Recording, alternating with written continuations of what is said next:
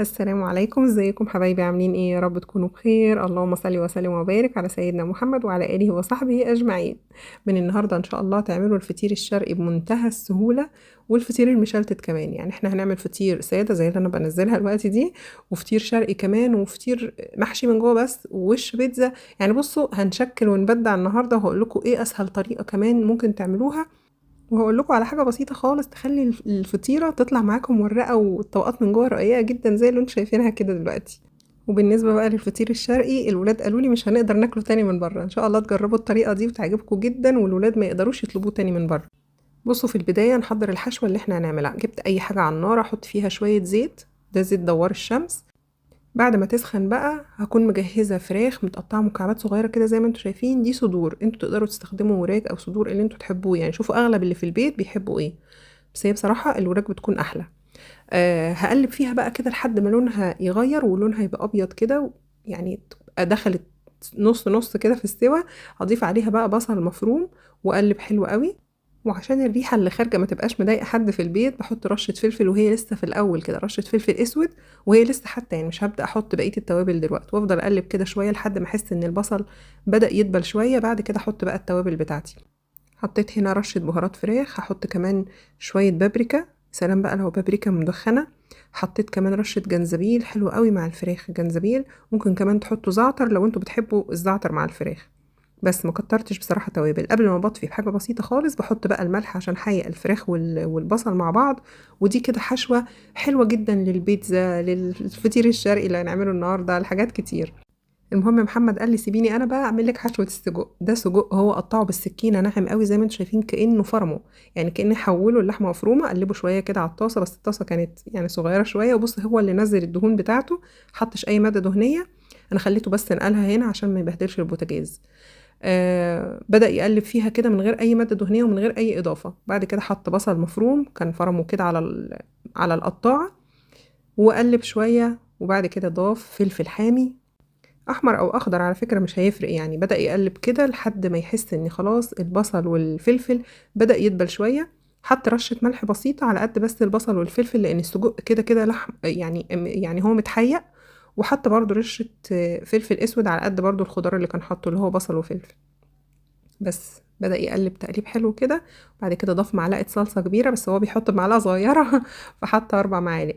ومعلقة دبس رمان من اللي كنا عاملينه، بس أنا فضيته في البرطمان الصغير ده عشان كان في الإزازة اللي فيها الخل اللي ورا اللي انتوا شايفينها دي.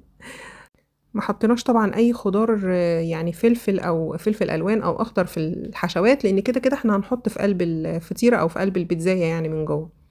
بس نبدأ بقى بالعجينة. كنت دايما استخدم دقيق الاهرام زي ما قلت لكم قبل كده في الفطير، حلو وبيفرد وبيريحني. فكان دايما برضو حد يسألني هو ما ينفعش دقيق الضحى، فقلت استخدمه معاكم المرة دي. دول كده 2 كيلو. دول هعمل بيهم الفطير الشرقي، لكن الفطير اللي هو السادة المشلتت هعمله عادي بالاهرام زي ما كنت متعودة. هعجن عجنة تانية بعد دي. المهم دول 2 كيلو، هحط عليهم معلقة ملح، معلقة صغيرة من بتاعة السكر ملح. وحطيت معلقتين كبار سكر. بس بيتحط له ملح وسكر. عجينة الفطير ما بيتحطلهاش خميرة، وما بيتحطلهاش بيكنج باودر، بيتحط لها بس ملح وسكر، وبنعجن بالمية. ولا حتى مادة دهنية. يعني هو كده كده طالما احنا ريحنا العجينة بتفرد معانا من غير ما نحط معلقتين زيت حتى ولا حاجة. انا مش متعودة احط بصراحة. المهم ببدأ اضيف المية بالتدريج واحدة واحدة. دول 2 كيلو دقيق اخدوا لتر وكوباية بالتقريب، او لتر وكوباية ونص بالتقريب. يعني احنا هنحط اللتر كامل لل2 كيلو، ونبدأ نضيف بعد كده بالتدريج. بصوا انا هوريكم اللي هيتبقى من اللتر التاني قد ايه دلوقتي. هو كل كيلو دقيق بياخد حوالي 3 كوبايات مية. بس دايما بنحطش المية مرة واحدة، بنحطها بالتدريج، وخصوصا اخر كوباية او اخر نص كوباية. دايما بنزود يعني بق بق كده لغاية ما بنلاقي العجينة لمت زي ما انتم شايفينها كده، وبدأت يعني تنظف العجان لوحدها. يعني مش محتاجة بقى ولا لزقة، ولا محتاجة شوية مية كمان. بس ابتهت عجنت حلو قوي لحد ما نعمت شويه. ما ينفعش نعجنها حبه قليلين. عجينه الفطير لازم نسيبها تتعجن كتير لغايه ما نلاقيها ناعمه، وبدات يبقى ليها عرق كده، ويعني ما بتتقطعش في ايدينا. لميتها بقى حلو كده، وحطيتها في طبق لوحده كده عشان انا عايزه العجان هعجن فيه كيلو كمان. بس هعجن فيه كيلو من الدقيق اللي انا كنت متعوده بعمل بيه فطير على طول، اللي هو دقيق الاهرام. واهم حاجه اغطي العجينه حلوه قوي كده بستريتش عشان الوش بتاعها ما ينشفش ويشقق، لان انا هسيبها ترتاح. يعني هسيبها وقت طويل على قد ما اقدر ترتاح. وزنت هنا بقى كيلو دقيق وعجنته كويس قوي. هبتدي برضو هسيبه بقى في نفس حلة العجان كده، هغطيها يعني هلمها بس حلو واغطيها واسيبها برضو ترتاح. اهم حاجة في الفطير اول حاجة لازم نريح العجينة بعد ما نعجنها. يا سلام لو سيبناها حوالي مثلا ساعة او اكتر كمان، يعني ساعة ساعتين، كل ما نسيبها وهي عجينة كده لسه ما شكلناش فيها اي حاجة، كل ما هتريحنا اكتر واحنا بنفردها في الشغل. برضو لازم نغطيها كويس عشان الوش بتاعها ما ينشفش. المهم بعد ما بترتاح بقى هبدأ معاكم الأول بالفطير المشلتت اللي هو السادة العادي خالص اللي أنا متعودة أعمله على طول يعني. بحط الأول رشة دقيق حلوة كبيرة كده عشان أنا مش عايزة العجينة تلزق خالص في الرخامة أو على الكاونتر أو على الترابيزة اللي احنا بنفرد عليها. دي العجينة اللي هي كيلو واحد هعمل بيها فطير مشلتت عادي خالص. بفردها بقى في الأول على الدقيق، والسمك ما يكونش يعني عالي قوي ولا رقيق قوي، انا مش عايزاها تبقى، ما بتقلقوش يعني، مش كل ما هنرققها كل ما الفطيره هتطلع احلى، لا هتشوفوا الفكره بتاعه ان التوريقه هتيجي ازاي دلوقتي. هفردها على قد ما اقدر مستطيل اهو، يعني ممكن يكون مثلا بسمك عجينه السينابون، يعني شوفوا انتوا بتعملوا الرول بتاع السينابون نوعا ما وسط، ولا هو رقيق ولا تخين، هو ممكن يكون بالسمك ده عجينه السينابون.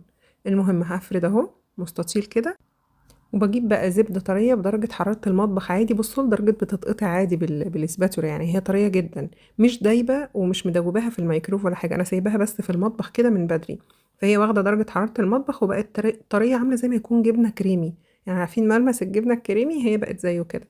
هوزعها كويس بقى كده على الفطيرة. بالمناسبة ده كيلو دقيق، يعني لما نيجي نعمل فطير الكيلو الدقيق بنفرد جواه كده ربع كيلو زبدة اللي هو 250 جرام زبدة.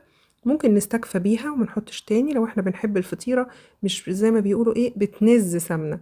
بصوا الاول قبل ما الحتة دي بس تفوتني، بلفها رول كده زيها زي السينابون اهو. خلاص انا فردت الزبدة فوق العجينة، بلف رول كده زي السينابون بالظبط. تمام، وبقطعها بقى، انا عايزه اعملها كام فطيره والفطيره تبقى كبيره ولا صغيره، يعني ممكن اقطع دي مثلا على 3 لو انا عايزه الفطيره صغيره ورقيقه. انا قطعتها على 2 عشان هعمل صينية كبيرة وصينية اصغر منها شوية يعني متوسطة اهم، الصينيتين دول. فالمهم بقى نرجع للحتة بتاعة المقادير. كيلو دقيق انا بحط له ربع كيلو زبدة وبلفها رول. ممكن بقى وانا بفرد ازود تاني زي ما انا هوريكم كده، ممكن نزود دهنة كده خفيفة واحنا بنفرد، وممكن ما ازودش خالص وتبقى كده هي ايه الفطيرة اللي مش بتنز سمنة لدرجة طول ما احنا بناكل ايدينا بتلمع وشوية شوية عايزين هتنقط مننا سمنة او مادة دهنية. في ناس بتحبها كده وبتقول عليها خفيفة، وفي ناس بتحبها لا غرقانة سمنة. شوفوا انتوا بقى بتحبوا ايه. المهم العجينة التانية بقى اللي احنا هنعمل منها الشرقي، جبت علبة تكون ليها غطا محكم عشان خاطر الوش بتاعها ما ينشفش، القطعة اللي هنقطعها حطيت فيها دهنة زيت حلوة يعني كده، عشان الزيت ده هو اللي هغلف بيه القطعة اللي انا هقطعها واحطها فيها دلوقتي. بصوا انا جبت ميزان عشان يبقى كل القطع بصراحة قد بعضها، يعني لو انتوا حابين تعملوا كده، لو ما فيش ميزان خلاص لا قطعوا بايدينا كده، يعني بايديكوا على قد النظر يعني. القطعة دي انا عملتها 250 جرام، يعني القطعة دي ربع كيلو اهو. بصوا قد قبضة الايد كده، وهقول لكم في النهاية انهي اللي كانت احلى، الكبيرة اللي زي دي ولا الصغيرة اللي انا قطعتها. المهم ممكن بصوا اسهل كمان نفضي العجين على الرخامة او على الخشبة او القطاعة او الحاجة اللي انتوا هتقطعوا عليها، وتقطعوا بالمقطع او بالسكينة، لو مش متوفر عندنا مقطع ممكن سكينة. المهم انا بعد كده بقى بدأت اشكل، يعني في الاول عملت قطع 250 جرام، وبعد كده بدأت اشكل قطع بالحجم اللي انتوا شايفينه في ايدي ده 100 جرام. بصوا ممكن نكورها كده على الرخامة لو احنا مش بنعرف نكورها بايدينا حلو، وممكن بايدينا زي ما انا كنت بعمل.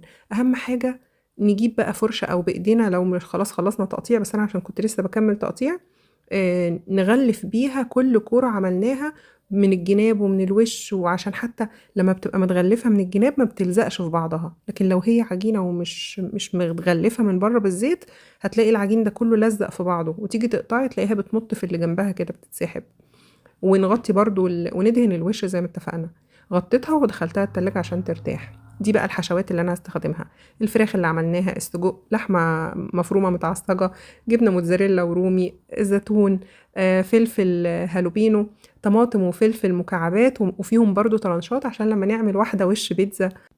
المهم انا جهزت الحشو بقى كده على جنب، وهبدأ افرد اول حاجة اللي هي الكبيرة دي بقى، اللي هي المشلتت العادي السادة. بصوا عشان الزيت اللي كان في الصينية يعني نوعا ما كتير، وانا مش حابة ان انا اكتر زيت، فدهنت بيها الصينية وفي نفس الوقت خدت منها الزيادة دهنت بيه الرخامة، لاني لازم نشتغل على الرخامة مبلولة.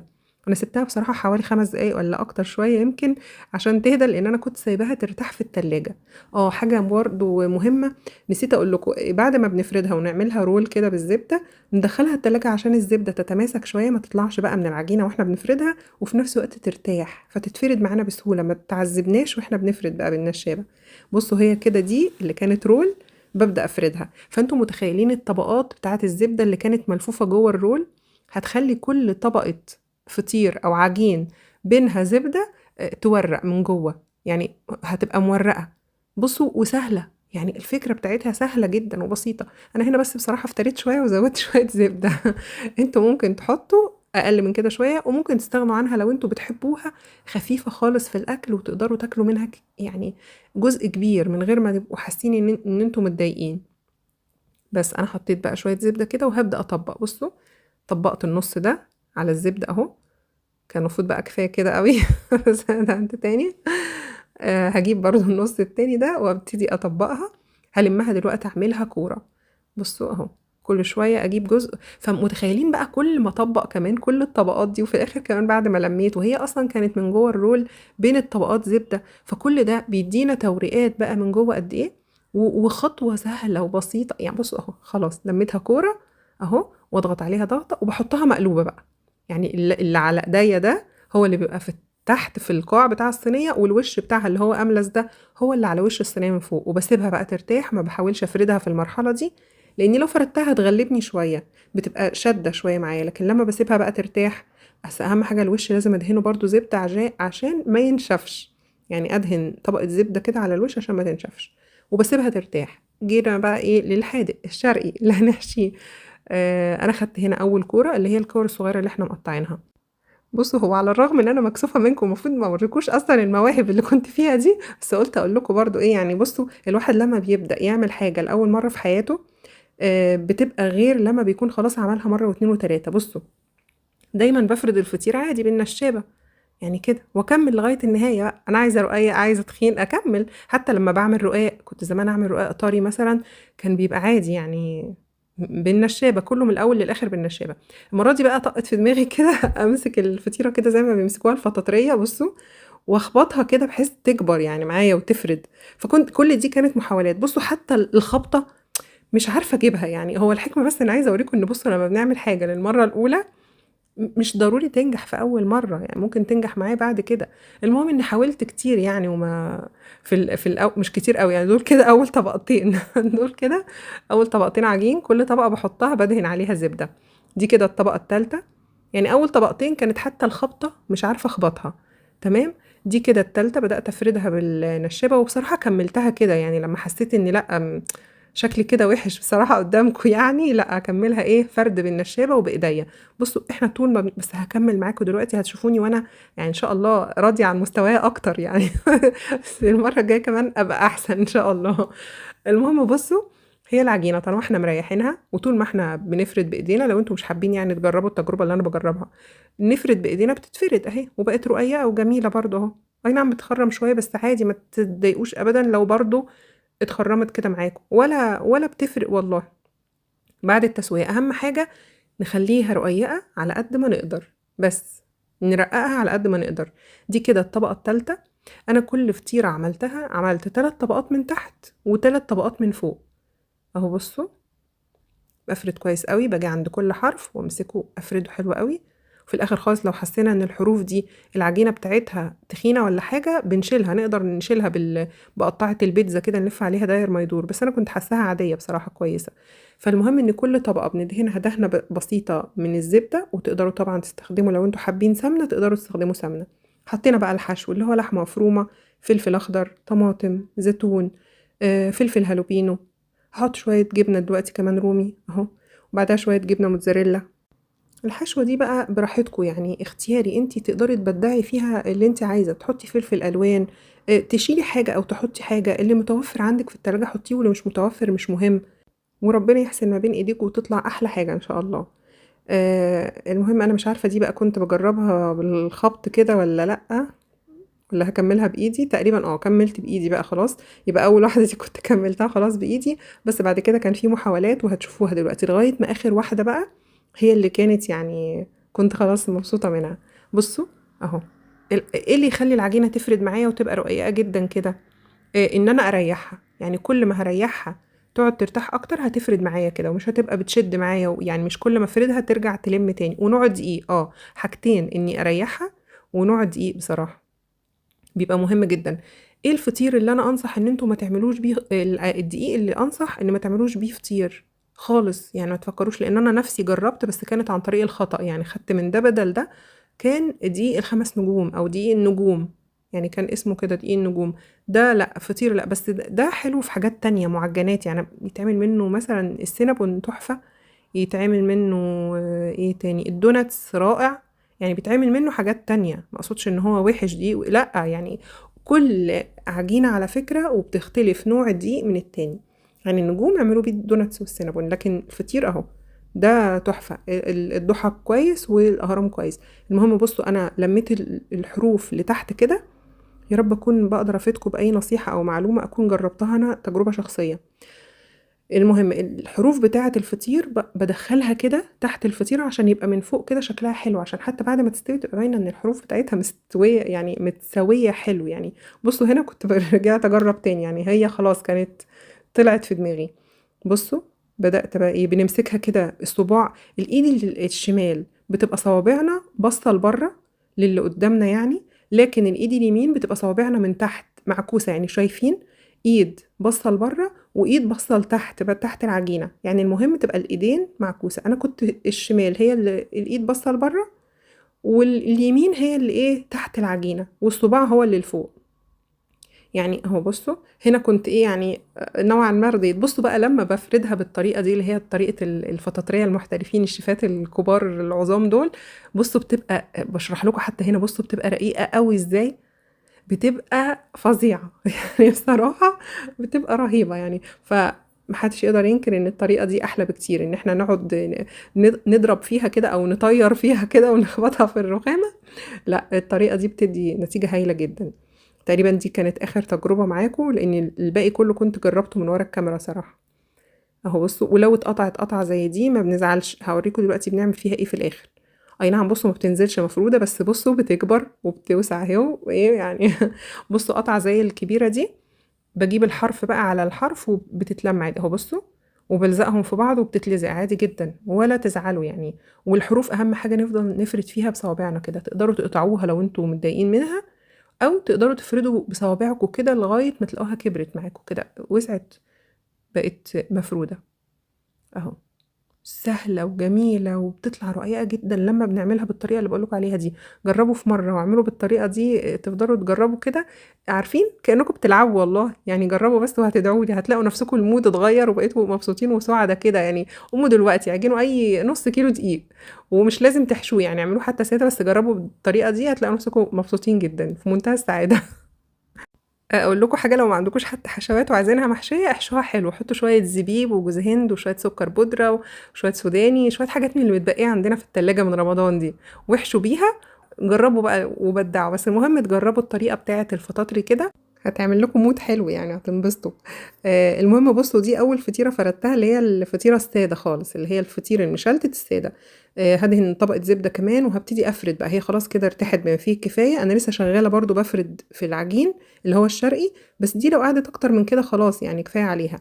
بديها الفرده دي واركنها بقى نص ساعه بالظبط ترتاح تاني عشان تنفخ بقى معايا كده في قلب الفرن، وبكون مسخنه الفرن قبل ما بدخلها الفرن.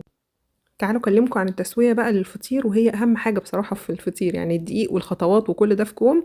وعشان الفطيره تنفخ وتورق وتبقى حلوه كده وهشه زي ما انتم شايفين، وفي نفس الوقت تطلع طريه من جوه وجميله كده، لازم يبقى النار عاليه، اعلى درجه حراره عندنا في الفرن. حتى لو الفرن حامي خليه اعلى درجه حراره.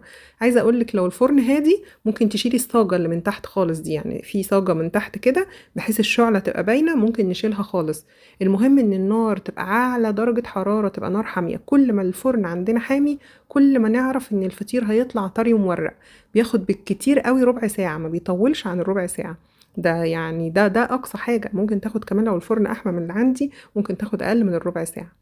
بس هنا كانت تقريبا برضو تجربة أخيرة للعجينة اللي أكبر. دي القطعة اللي وزنها 250 جرام.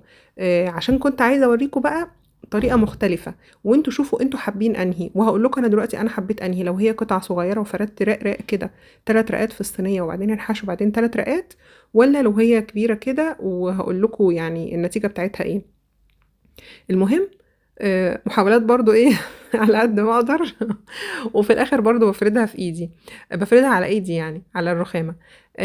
بصوا بقى دي طريقة برضو الفطاطرية بيعملوها، بس هما طبعا بيعملوا حجم اكبر من كده بكتير.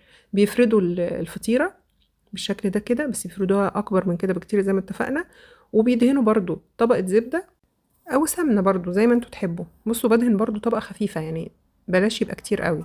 وهبتدي بقى اطبق، اجيب حرف اللي قدامي ده، بصوا هجيب الحرف ده وكل اللي مقطع ده عادي، ولا نقلق ولا نزعل عليه يعني. والحرف ده لو احنا حاسينه تخين بنشيله كده، بصوا بيتشال ويتلم لوحده تلقائي يعني. لو شدينا بس اول حرف الباقي بيتشد عادي. لو احنا حاسينه تخين عشان معرفناش نفرد بقى، عشان هي كانت من تحت شوية كده نازلة. المهم طبقت ودهنت برضو شوية زبدة. دول كده بقوا ايه 3 طبقات يعني. اول طبقة طبقتها وبعدين الطبقة اللي قدامي، وابدا احط بقى الحشو. حطيت هنا بقى الفراخ اللي احنا كنا عاملينها، وفلفل طماطم، فلفل هالوبينو، زيتون. هحط دلوقتي شوية جبنة رومي وجبنة موتزاريلا، وابتدي بقى اطبق. انا من رأيي ان هي كانت كفاية عليها الفطيرة دي يعني. انا دلوقتي هطبق الجنب ده كده والجنب ده كده، فانا شايفة ان هي كفاية كده 3 طبقات من تحت واكتر من 3 اهو من فوق. فلما اجي اعمل المرة الجاية مش هحط الفطيرة دي في قلب فطيرة تانية يعني، مش هخليهم يبقوا فطيرتين جوه بعض. انا قلت عشان تطلع اكبر يعني بس الطمع وحش. فبصوا اهو انا هستكفى بقى باني يبقى في صينية على قد المقاس ده كده، اللي هي اصغر يعني، صينية اصغر من اللي انا كنت عاملة فيها الفطير التاني اهو، اصغر من اللي قدامي دي. وهستكفى بدي وافرد بس كده على قد الصينية وخلاص. لكن انا هنا بقى كنت عملت ايه، فردت برضو قطعة تانية يعني. فردت قطعة من اللي هي الكبيرة اللي هي 250 جرام برضو يعني. كده دول بقوا ايه، بقوا 500 جرام، نص كيلو عجين. بصوا الجزء المقطوع ده عادي هعالجه دلوقتي هشد كده، اي نعم هيبقى عامل زي مهري شوية، بس برضو ايه هيبقى حلو. بصوا اهم حاجة بس ان العجينة بتبقى رقيقة لدرجة انها بتبقى شافة الرخام من تحت. هطبق برضو هنا نفس اللي طبقته في اللي فات بعد ما دهنة زبدة، وهاخد الاتنين هطبقهم في قلب بعض. بعد ما هطبقها بقى كده مستطيل، هيبقى برضو بصوا دول كده كأنهم 3 طبقات. هاخد بقى اللي كنت عاملاها واحطها معكوسة يعني، بحيث الجنبين اللي كانوا مفتوحين هما اللي جايين عند الجنبين اللي هيتقفلوا. هي بس كانت الفكرة عندي في كده ان انا ابقى قافلة الجنبين بس. لو هجرب نفس الطريقة دي، مش اللي هي طبقات جوه الصينية، لا هي كفاية زي ما قلت لكم الاولانية. واحاول يعني اخلي الجنبين اللي هما مفتوحين دول فاضيين شوية، بحيث اعرف امسكهم في بعض كده او اتنيهم لتحت بالعجينة. بس انا حطيتهم هنا، وطبعا مش هفردها دلوقتي، هستنى حتى بعمل لكم بايدي كده، هستنى عليها ايه تريح شويه عشان اقدر افردها املى بيها الصينيه. ودهنت بس الوش زبده. هشارك معاكم بس اخر واحده وانا بفردها بالطريقه دي عشان اقول لكم بس ان ايه يعني. بصوا اللي بيتدرب على حاجه في الاول ممكن يبقى مش عارف يعملها خالص، وبعد كده يبقى ما شاء الله، وبعد كده ممكن يوصل لدرجه محترف او استاذ فيها يعني. فربنا يحسن ما بين ايديكم يا رب، وتعملوا اللي نفسكم تعملوه كله ان شاء الله يعني. ربنا يحقق كل احلامكم. آه تعالوا نعمل مع بعض بقى واحدة وش بيتزا وخلاص. ده الوش بتاعها مش الحشو. خلاص هي كانت محشية من جوه وتمام يعني، بس انا حطيت بقى شوية سجق من بره، فلفل بقى شرايح، لو هي على الوش بتبقى الشرايح بتكون افضل. طماطم برضو شرايح. هجيب دلوقتي هو اللي انا حطيته في الحشو حطيته بره بصراحة، مع اني اعرف ان بره يعني في المحلات ما بيحطوش بقى ايه البروتين يعني، ما بيحطوش لو سجق او مفروم او لحمة، ما فراخ اسفة، ما بيحطوهاش على الوش، بيحطوا بس الجبن والخضار. فاحنا بقى عشان نديها قيمة غذائية اعلى ونبقى مكلفينها اكتر والولاد ينبسطوا بيها اكتر من بتاعه بره، ويقولوا لنا ايه ده احلى من المحلات، مش هنقدر نجيب بعد كده من المحلات فاحنا نروق عليهم ونحط برده من اللي في الحشو جوه، نحطه برده على الوش بس. وكده بقت وش بيتزا. والتسوية زي ما اتفقنا على اعلى درجة حرارة عشان ما تلحقش تنشف. كل ما النار بتكون هادية على الفطير كل ما بيتمص وينشف وما نبقاش راضيين عنه. بس انا بحبها بصراحه قبل ما بلفها في ستريتش وبتبقى لسه مقرمشه من بره كده وهي طريه من جوه. بالمناسبه لو انتوا بقى بتحبوها طريه خالص بره وجوه يعني مش عايزينها فيها اي قرمشه من بره اول ما بتطلع يعني، بنلفها على طول في ساعتها بالاسترتش ومفيش منه اي قلق، ما تقلقوش منه، هو استرتش غذائي يعني، او النوع ده بيبقى غذائي يعني عادي بنحط فيه الاكل. بندخلها بقى الفريزر وبتفضل طريه، وبتطلعها نسخنها في الميكرويف وبتبقى تحفه. جربوها وان شاء الله باذن الله مش هتبطلوها، يعني ان هتعملوا كميه بعد كده وتحطوها في الفريزر وتطلعوا على قد استخدامكم، يا اما في الميكرويف يا اما في الفرن. بصوا من جوه مورقه وطريه ازاي، مستويه حلو قوي، واخده لون حلو من تحت ومن فوق عشان على اعلى درجه حراره زي ما اتفقنا. بصوا هقطع معاكم برضو دي اللي هي محشيه من جوه واخده برضو وش بيتزا. عايزه اقول لكم حاجه مهمه كمان، احنا ممكن نستغنى عن البروتين خالص على فكره، يعني مش هو ده اللي بيدي الريحه والطعم للفطير الشرقي او للبيتزا هو الاساس فيها، لا، الاساس فيها الخضار والجبن بصراحه، يعني الفلفل والطماطم والزيتون والجبن هي دي الاساس بصراحه في البيتزا. لكن لو نقدر نستغنى عن البروتين عادي جدا.